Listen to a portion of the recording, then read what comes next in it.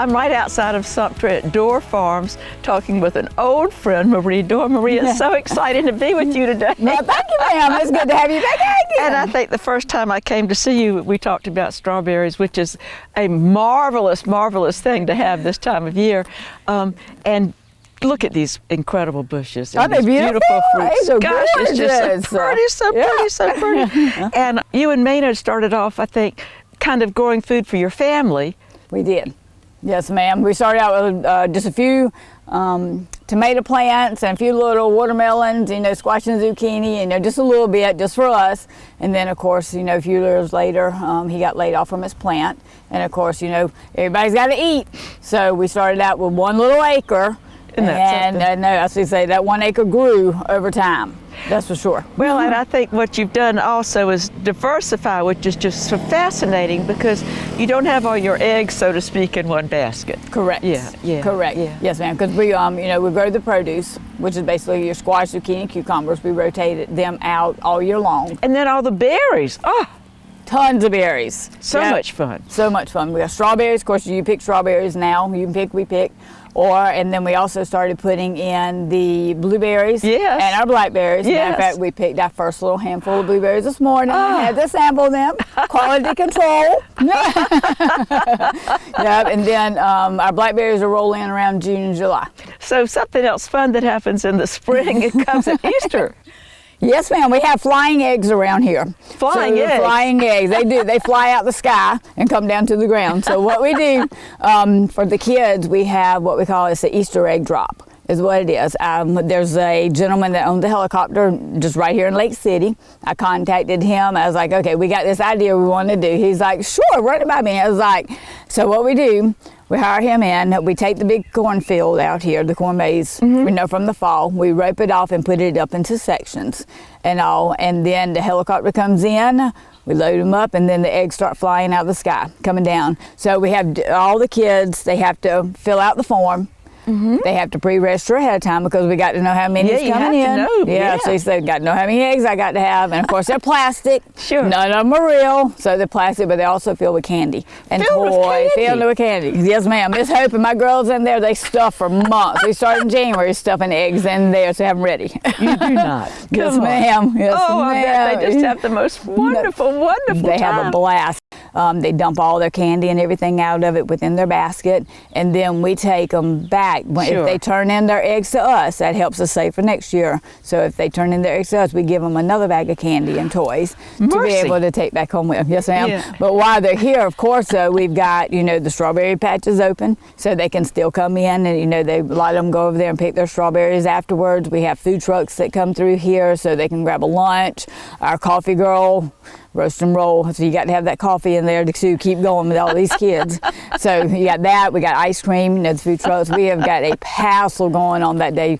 We had quite a few that stayed literally all day long with us that Saturday. Isn't that wonderful? And that was one of our largest groups that we've had. Well, and you have school children coming in, and I think that one reason you do that is that so few children know where food comes from. So you have things that happen in the spring and then I think again in the fall, and they love to go out and get strawberries. And then you do a wonderful program explaining the importance of bees, because to have these wonderful strawberries and a lot of the other crops, you have to have pollinators. You do. I do a bee demo in the springtime, and in fact, what's here today, I have an observation hive, so the kids can actually see the bees up and close. So I can, I'll start out telling them why. I make them try to guess why it's so important. That way they can learn, why do we need them? We need the pollination, because if not, as they say, we wouldn't have no food and everything. Everything has to be pollinated, including the trees and the grass. And they're like, huh? It's hard to believe what everything has to be pollinated. The wind can't do everything. That's right. Wind can't do it all. Yep, and have to have our help. So when the kids come in for the field trips, I like them to leave with some sort of farm knowledge whenever they go out of here. I want to teach them something. And your husband Maynard is an expert beekeeper, and he handles hives that are in a lot of hives that are scattered around, I believe. We do. We've got them scattered all over. We got some here, and of course, on the farm premises for here. We got some in Manning. We have some up in Maysville, close Oswego. We got them scattered all over. And do you process your own honey? We do. Yes, ma'am. We are one of the South Carolina certified honey houses here in South Carolina. We're one of them. In Okay. Yes, ma'am. And then, so in summertime, what can we find in the fields out here? Oh, all kind of good stuff. We got, of course, our squash and zucchini and cucumbers. We rotate all the way up to the fall. Whoa, in fun. and out. Yep. Sweet corn, we plant it about every 6 weeks. We got Ooh. another crop coming in all the way to October. Gosh. And of course, our watermelons are in the ground now. We planted the yellow, I call it the yellow belly. It's the yellow meat on the inside with no seeds inside Yeah. of it. That was the hit about 3 years ago, and now it's Okay. like we can't hardly plant enough of them. So we do, Really? yes, ma'am. So we got yellow meat, and of course we got our crimson sweets and the jubilees. The traditional, the red watermelon stuff. So cantaloupe. We got I peppers. wore my red and green for the strawberries, There you but it was go. also for the watermelons. But I Yes, guess I ma'am. need to bring a yellow shirt next time too. There you Isn't that go. Yes, fun? ma'am. People do want something that's different, And as they long as do. the flavor is wonderful. And that's it. That's And then as you roll into the fall and winter, since we don't have freezes, there's still a good many things that I think you can grow. Oh, lots. Of course, we do like the collards, the mustard greens, the turnips, the rutabagas, the cabbage, the broccoli, kale. I call them rapes. A lot of people call them tender greens. Yeah. It's another form. Yeah, because Yeah. I guess it all depends on where you're at too. And you do rutabagas. Yes, ma'am. There's some rutabagas. If people haven't had a rutabaga from a farm, it is so different from it's like an entirely different vegetable. Totally different vegetable. Yeah, and totally. different. Stunningly delicious. I It just is. love rutabagas. Yep. Yeah, I know, me too. Big old hot pot of them. I peel them all the way down. First time I did it, I didn't peel enough of that. I call it the white skin off of it, and I was like, "Whoa, them things were bitter." And so they say you got to get it all the way down. I was like, "All right." So next was, "Yes, ma'am. Yes, ma'am."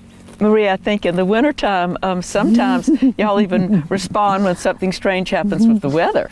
We do. That's what I was going to say. You got to take advantage of it. If you get snow or ice or whatever. So this year we had snow, and let me tell you something. We had a ball. We have a track hoe, so therefore my son took the boom of it in the bucket, and we took a rope and tied to it and had a sheet of plywood. We were making our own sled. We're trying to figure out, because there ain't no hills around here to go up and down, like you see on everybody. So we tied a piece of plywood to it, and he had us going round and round and round in circles.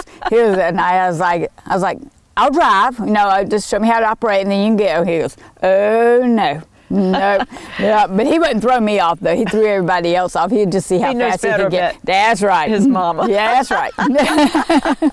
So working with all these school children has kept you young at heart. It has. Yeah. It really has. I love to see them come and ask questions. That way I can tell them about the farm and they can learn something. When they leave here, I want to make sure they learn something, whether it's in the springtime with the strawberries and the bees, or in the fall with all the crops that we have growing up. Be able just to see them growing in the field and everything. This has just been delightful to see the way your farm has evolved from what was just going to feed the family into something that's brought so much pleasure and joy to people from all around here. I want to thank you for what you've done.